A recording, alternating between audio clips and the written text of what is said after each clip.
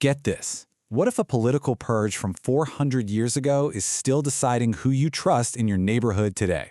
It sounds, well, kind of nuts, right? But the evidence is surprisingly strong. We're going to explore how the long shadow of autocracy is still shaping our world in ways you'd never expect. Okay, so let's start with the central puzzle. In modern China, researchers noticed something strange. In certain communities, people just trust strangers way less than in others. And it's not about wealth or education levels. The data suggests there's a ghost in the machine, a historical echo that's still messing with modern attitudes. And here is the first major clue. When you dig into the survey data, a really clear pattern pops out. In regions that were hit hard by state repression hundreds of years ago, people today report lower trust in strangers. But here's the kicker. Their trust in their own family members? Totally normal. This tells us the damage was incredibly specific. It wasn't just about getting rid of enemies. It was about systematically destroying the fabric of civil society itself. And that brings us to this crucial idea, social capital. You can think of it as the invisible glue of a community.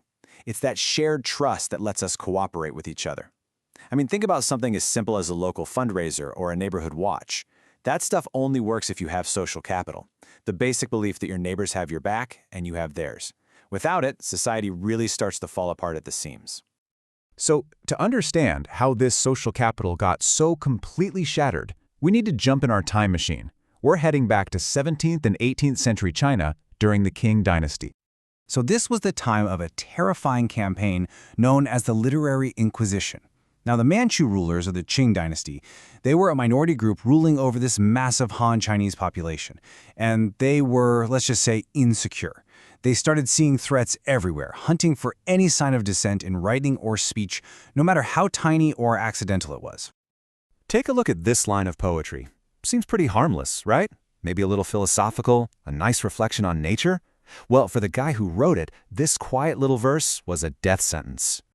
And here's the insane reason why. The Chinese character for king, the name of the dynasty, is the exact same character as the word for clear.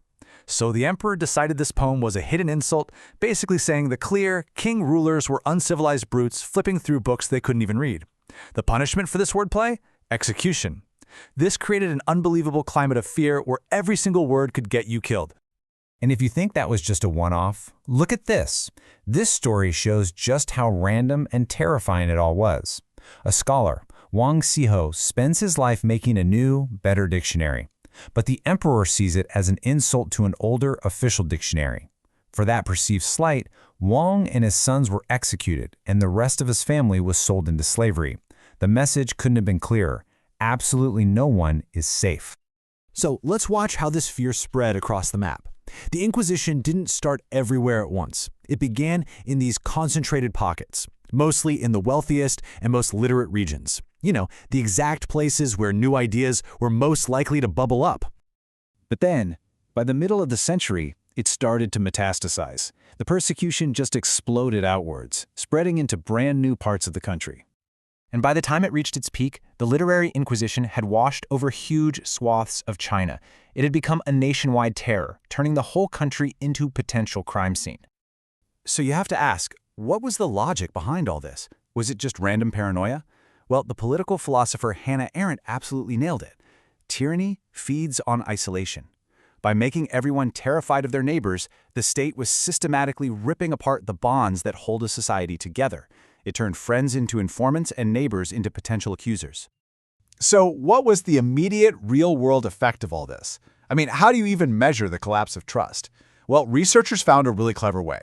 They looked at the formation of local charities. After a region got its first taste of the Literary Inquisition, the very fabric of community life just started to unravel. And the data shows us exactly how much damage was done. That number, negative 38%, represents the collapse in people creating new local charities. As soon as the state's terror campaign rolled into town, people stopped coming together to build these essential community groups. The trust you need to cooperate with strangers, the very heart of social capital, had been shattered. And you have to understand, these weren't some big, formal organizations. They were the absolute lifeblood of local communities. Small, totally apolitical, and run by regular folks to provide services the government didn't, like taking care of orphans, running soup kitchens, or making sure the poor got a proper burial. They were the ultimate sign of people trusting each other enough to pool their time and money for the good of the community. So the damage was immediate. That much is clear. But here is the part that is truly shocking, how long that damage lasted. This fear didn't just fade away. It got baked into the cultural DNA of these regions, creating an echo we can still hear loud and clear centuries later. And this is just fascinating. It's like history ran its own natural experiment for us. In the 20th century, China's school system flipped back and forth. Now, whenever schools were decentralized, meaning local communities had to work together to fund and run them, those old regions with a history of repression had much lower literacy rates. The old wound just reopened. But when the central government took over and ran everything, that negative effect completely vanished.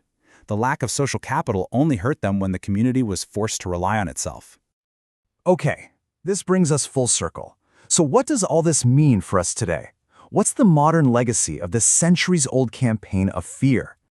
Well, the study found that the long shadow of the Inquisition is plain as day in modern political attitudes. In those same regions, people today are more likely to be politically checked out. They tend to believe they have no power to influence the government, and they're less likely to get involved in their own local communities. The destruction of trust all those years ago has led directly to a modern crisis of civic engagement. So here's the thought I want to leave you with. This research suggests that when an autocratic regime attacks and destroys social capital, that fundamental trust between strangers, it isn't just silencing its critics in the present. It might actually be building a fortress for its own future, creating a society that is less able and maybe even less willing to organize and demand change for generations to come.